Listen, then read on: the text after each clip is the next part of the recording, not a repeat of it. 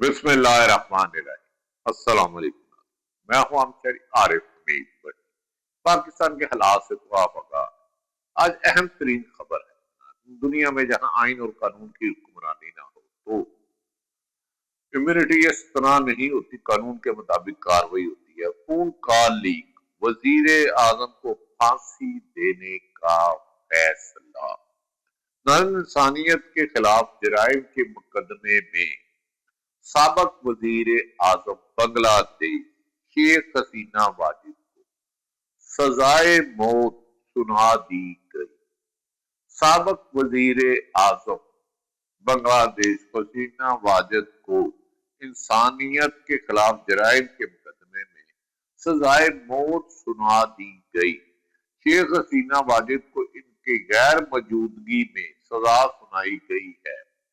غیر ملکی نشریاتی ادارے کی رپورٹ کے مطابق بنگلہ دیش کی مقامی جنگی جرائم کی عدالت انٹرنیشنل کرائم ٹریبونل نے فیصلہ سنایا۔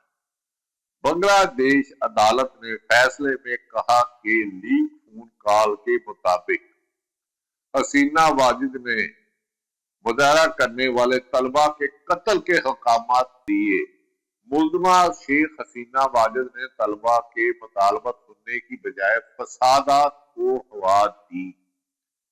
انہوں نے طلبہ کی تحریک کو طاقت سے، گولی سے، لاٹھی چارج سے، گرفتاری سے، لاپتہ سے، گمشدگی سے، تحریک کو طاقت سے دبانے کے لیے توہین آمیز اقدامات کیے۔ یعنی کہ بنگلہ دیش میں انہوں نے آرمی چیف اپنی مرضی کا لگوا لیا تھا، چیف جسٹس اپنی مرضی کا بنوا لیا تھا، جو نکلتا تھا اسے کئی ماہ اغوا کر دیا جاتا تھا، میڈیا مکمل کنٹرول میں تھا، انسان کو احتجاج پر قتل و غارت معمول تھا، سینکڑوں مقدمات کا اندراج تھا۔ کسی کو حسینہ واجد کے خلاف یا انسانی حقوق کے مطابق زندگی گزارنے کی بنگلہ دیش میں اجازت نہیں تھی۔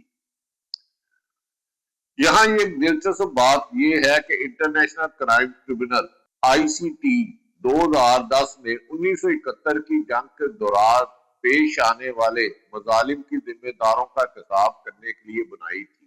ابتدائی برسوں میں اس ٹریبونل نے کئی اہم رہنماؤں کے خلاف کارروائیاں کی، خصوصاً جماعت اسلامی، بنگلہ دیش نیشنلسٹ پارٹی BNP کے سینئر سیاستدانوں کو جنگی جرائم میں سزا سنائی گئی، جن میں سے بعض کو پھانسی دی گئی، سزائے موت دی گئی۔ تاہم عالمی انسانی حقوق کی تنظیموں نے ٹریبونل پر نیوٹرل شواہد کی فقدان، تیز رفتار کارروائی اور سیاسی انتقام کے الزامات عائد کیے۔ حسینہ حکومت نے ان اعتراضات کو اپنے دور اقتدار میں جب وہ طاقت میں تھی ہمیشہ مسترد کر دیا، ریجیکٹ کر دیا، انسانیت کی پامالی نہ کی اور اپنے مظالم جاری رکھے۔ تنازعات کے باوجود ٹریبونل حسینہ حکومت کا ایک طاقت اور عدالتی اختیار سمجھا جاتا تھا، جسے نہ صرف وسعت دی گئی بلکہ سختی سے اس کا دفاع بھی کیا جاتا رہا جب وہ اقتدار میں تھی۔ اسی سلسلے میں تاریخ ساز پیش رفت ہوئی جب ٹریبونل نے پہلی بار حسینہ واجد، سابق وزیر داخلہ، سابق پولیس سربراہ کے خلاف انسانیت کے خلاف جرائم کے مقدمہ کی سماعت کی، اور اس طرح عدالت جو ایک دہائی تک سیاسی مخالفین کے خلاف استعمال ہوتی رہی، پہلی بار اس کی بانیوں کو کٹہرے میں لے آئی اور ان کو سزا سنا دی گئی۔ ناظرین، جب بھی انسانی حقوق کی خلاف ورزی ہوتی ہے، اقتدار میں آپ قانون سازی کر لیں، من پسند لوگوں کو طاقت کے ایوانوں میں بچا لیں، لیکن جب اللہ کی گرفت ہوتی ہے اور قانون کی حکمرانی ہوتی ہے، پھر آپ قصہ ماضی بن جاتے ہیں۔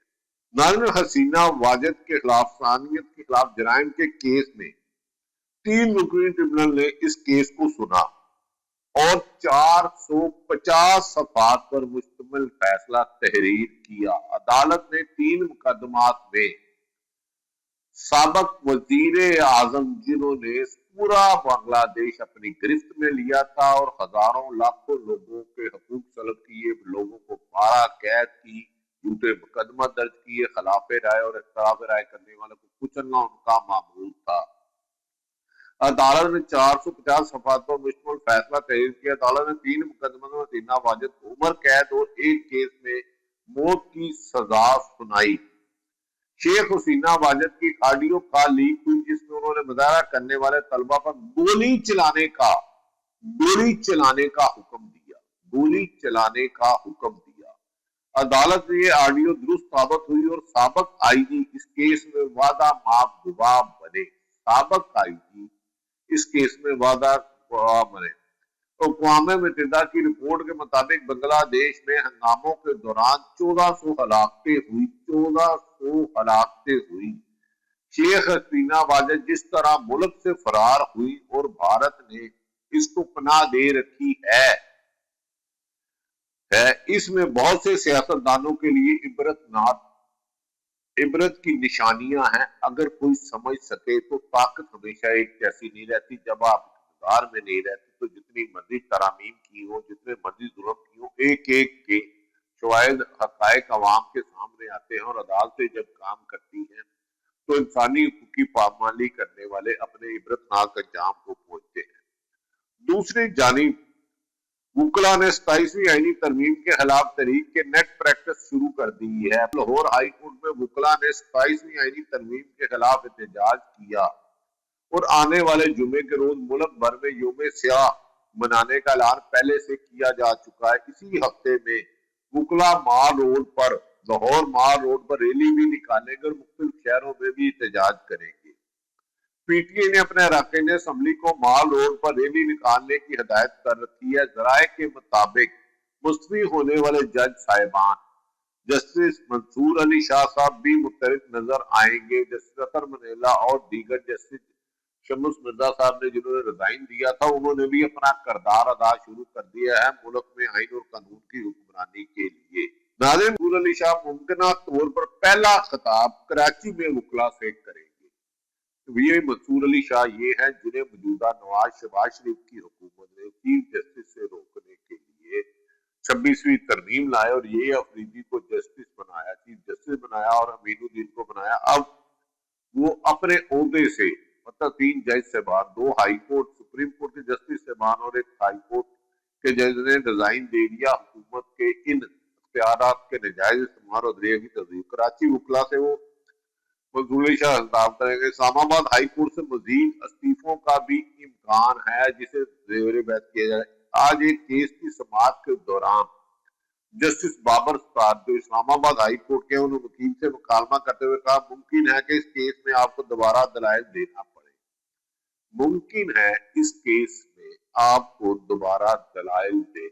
पड़े। नाज़रीन, ये वो हक़ाइक़ है कि हसीना वाजिद जब इक़्तिदार में सरकारी इदारों में मनपसंद ओहदों को जो जुल्म, ज्यादती और अपने खलफ की खिलाफवर्जी करते थे उन्हें इस्तेमाल करती थी। वो पुरकशिश ओहदों में तैनात रहते हुए अरबों रुपए कमाते थे और इंसानी हकूक की और कानून और आइन के खिलाफ फैसले करते थे।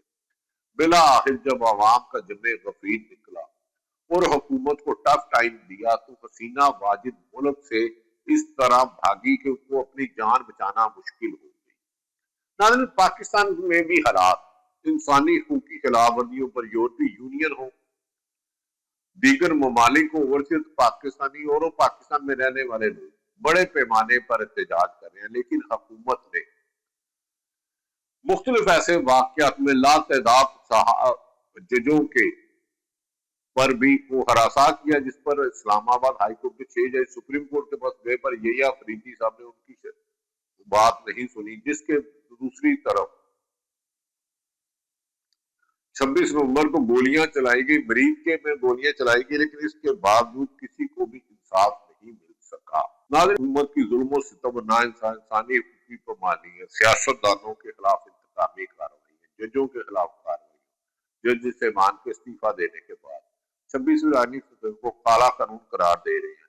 इस पर बिला आखिर हुकूमत का खौफ टूटता हुआ नजर आ रहा है।